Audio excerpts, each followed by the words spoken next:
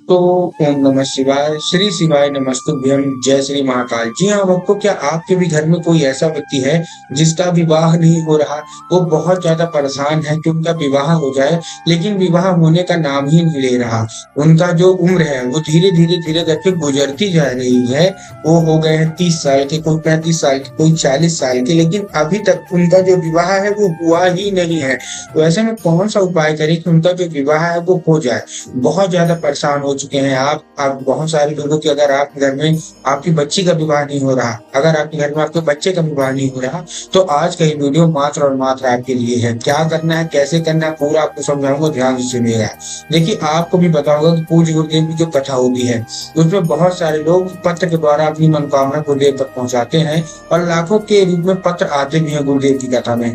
तो जब गुरुदेव ने पत्र पढ़े, उसमें बहुत सारे लोगों को यही पत्र थे कि गुरुदेव, हमारे घर का ये एक लड़का है, या गुरुदेव हमारे घर की एक लड़की है, उसकी उम्र गुजरी जा रही लेकिन अभी तक उसका विवाह नहीं हो रहा, कृपया करके कोई उपाय बता दे ताकि उसका विवाह हो जाए। तब गुरुदेव ने 3 से 4 उपाय बताए थे और कहा था, केवल और केवल ये उपाय कर लेना, तुम्हारे घर का जो कोई भी व्यक्ति है जिसका विवाह नहीं हो रहा है, उसका विवाह शीघ्र ही लग जाएगा और मंगल विवाह होगा। ऐसा भी विवाह नहीं, मंगल विवाह, जैसा कि वो लोग चाहते हैं वैसा विवाह होगा। ठीक, लोगों ने वो उपाय जाके घर में किया और मात्र 1 से 1.5 महीने के बाद गुरुदेव की कथा में वापस आए और गुरुदेव को फिर से पत्र लिखा। लेकिन इस बार आप जान के हैरान हो जाएंगे कि इस बार जो पत्र था वो गुरुदेव को धन्यवाद के रूप में पत्र था कि गुरुदेव धन्य हो आपका, आपके द्वारा बताया गया उपाय हमने कर लिया है और हमारा जो विवाह, हमारे जो बच्चे का विवाह या हमारी बच्ची का विवाह नहीं हो रहा था, उसका विवाह लग गया है। विवाह, बहुतों का विवाह हो भी गया 1 महीने में, और वो गुरुदेव से आशीर्वाद मांगने भी आए थे और गुरुदेव के पत्र में कोटि कोटि धन्यवाद भी किया कि गुरुदेव धन्य हो आपका, आपका कोटि कोटि धन्यवाद। तो अगर आपको भी जानना है कि आखिर ऐसा कौन सा उपाय है जिसको करने मात्र से ही लोगों का विवाह हो जाता है और मात्र 1 से 1.5 महीने के अंदर हो जाता है, आज के इस वीडियो के माध्यम से हम आपको बताने वाले हैं। तो चलिए चलते हैं उपाय की ओर, जो कि मैंने पूज्य गुरुदेव की ही कथा सुन के और बहुत अच्छे से समझ के आपके लिए लेके आया हूँ। लेकिन उससे पहले चैनल पे अगर पहली बार आए हैं और आवाज मेरी पहली बार सुन रहे हैं तो वीडियो को करने लाइक और चैनल को करने सब्सक्राइब, ताकि पूज्य पंडित प्रदीप जी मिश्रा की रोज नए नए उपाय जो कि मैं उनकी कथा से सुनता हूँ, श्रवण करता हूँ, सबसे पहले मैं आपको प्राप्त करा सकूं।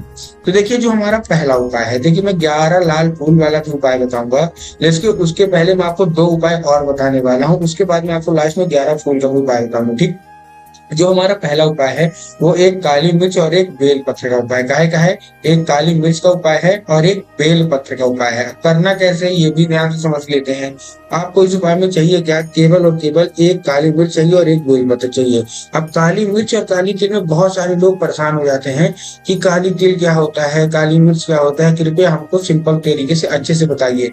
तब गुरुदेव ने बताया कि काली तिल आपको लेना है। ठीक, उसके साथ साथ आपको लेना है एक बेल पत्र। अब देखिए, बेल पत्र में आपको ध्यान रखना है कि बेल पत्र कहीं से भी कटा फटा नहीं होना चाहिए, कहीं से खंडित नहीं होना चाहिए, कहीं से मुरझाया हुआ नहीं होना चाहिए। ठीक, आपने ले लिया।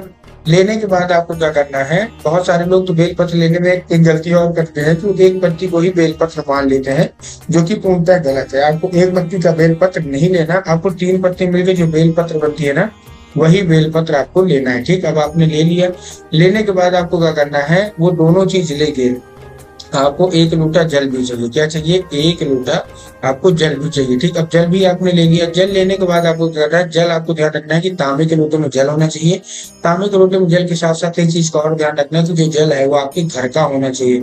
बहुत सारे लोग क्या करते हैं ना, कोई जाके मंदिर परिसर से ही जल ले लेते हैं, जो कि पूर्णतः गलत है। आपको मंदिर से जल नहीं लेना, आपको अपने घर से जल लेना। ठीक, ले लिया जल। जल लेने के बाद आपको काली, जो आपने लिया है काली मिर्च लिया है, और काली मिर्च के साथ आपको क्या लेना है, एक जो बेल पत्र है वो आपको उसी लोटे में डाल लेना है। और डालने के बाद आपको पहुंच जाना है सीधा सीधा शिव मंदिर। शिव मंदिर पहुंच गए। शिव मंदिर पहुंचने के बाद आपको दक्षिण दिशा में खड़े होना है, उत्तर की ओर चेहरा करके। ये उपाय करना किसका है? जिसका विवाह नहीं हो रहा, मतलब लड़के लड़कियां दोनों को ही करना है, जिसका आपका विवाह नहीं हो रहा। ठीक, पहुंच गए, मतलब दक्षिण दिशा में खड़े होना है, उत्तर की ओर अपना चेहरा कर लेना है। बहुत सारे लोग कंफ्यूज हो जाते हैं कि दक्षिण कौन सा होता है, उत्तर कौन सा होता है। हमको थोड़ा थोड़ा क्लियर बताइए। तब गुरुदेव ने बताया कि आप जिस भी शिव मंदिर जा रहे हैं, उस शिव मंदिर का जिधर साइड जलाधारी होगा, आपको अपना चेहरा उधर साइड करके खड़े हो जाना है। ठीक, खड़े हो गए। खड़े होने के बाद आपको क्या करना है, जैसे आप खड़े होंगे खड़े होने के बाद महादेव का एक सुंदर सा नाम है, कौन सा? कुंदकेश्वर महादेव। तो आपको करना क्या है, आपको कुंदकेश्वर महादेव का नाम लेके आपको क्या कर देना है, आपको अर्पित कर देना है, ठीक।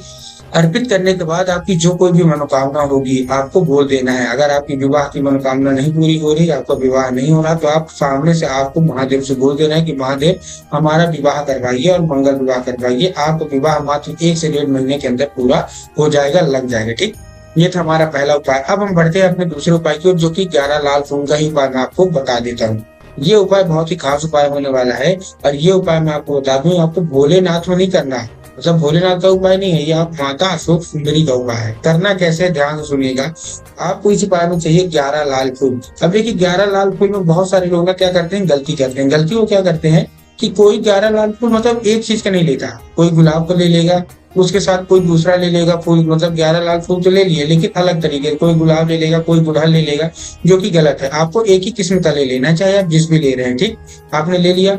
लेने के बाद आपको क्या करना है, लेने के बाद आपको पहुंच जाना है सीधा सीधा शिव मंदिर। अब शिव मंदिर पहुंचने के बाद आपको माता अशोक सुंदरी की जगह पे अर्पित करना है। अब देखिए जिन लोगों को पता है कि माता अशोक सुंदरी की जगह कहाँ होती है, शिवलिंग पे, उनका भी ठीक।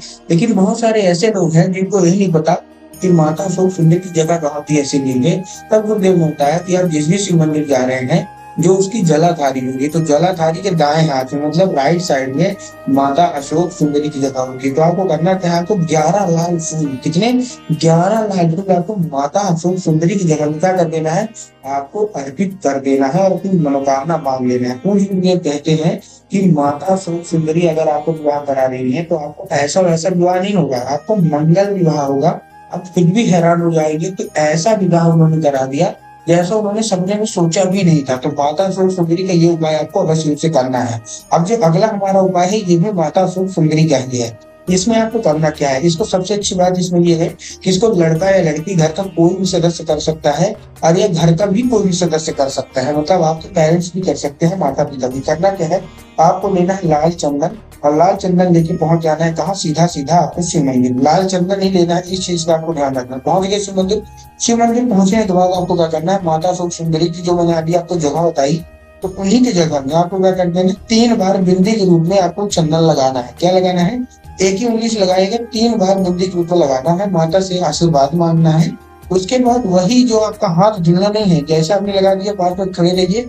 उसके बाद जो आपने बिंदी लगाई है उसी में आपको बिंदी फिर से छूना है और उसको लेके अपने घर आ जाना है। अब जहां भी आपका बच्चा या बच्ची सोते होंगे जिस बेडरूम में, उस बेडरूम की जो दीवार है जिधर वो सर करके सोते हैं, वो दीवार में आपको वही 3 उंगली के जो आपको वहां से छुआ दिला है वही लगा देना है।